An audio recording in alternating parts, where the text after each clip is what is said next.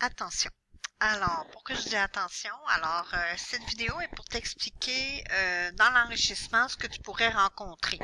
Alors, il existe deux possibilités pour l'utilisation des exposants en secondaire 1. Et ce que tu vas retrouver dans le fond, c'est un nombre ou un chiffre avec un exposant ou encore une parenthèse avec un exposant. Donc, cette partie-là, tu la connais déjà. Alors, tu devrais savoir que je vais commencer par faire l'exposant, ce qui va me donner 5 fois 5 et non 5 fois 2, très important, 5 fois 5, 25, plus 3 fois 2 que j'ai retranscrit. Ensuite, dans PEMDAS, tu sais qu'ensuite, on va faire la multiplication-division de gauche à droite. Donc, 25 plus 6, parce que 3 fois 2 me donne 6. Et finalement, l'addition-soustraction de gauche à droite, donc 25 plus 6, 31. Par contre, lorsque c'est une parenthèse qui est affectée de l'exposant 2, à ce moment-là, c'est le contenu de la parenthèse qui est exposant 2.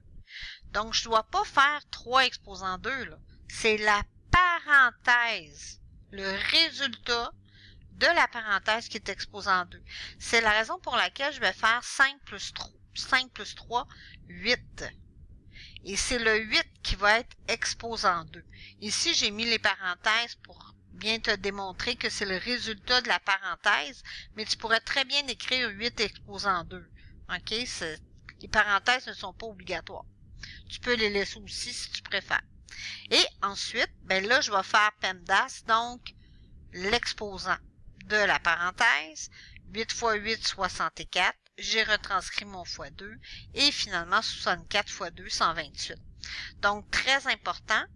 En secondaire 1, tu peux rencontrer des calculs où c'est la parenthèse qui est exposant 2 et non le nombre. OK? Et à ce moment-là, il faut d'abord faire le résultat de la parenthèse avant d'effectuer l'exposant. Et c'était tout. Bonne chance pour tes exercices.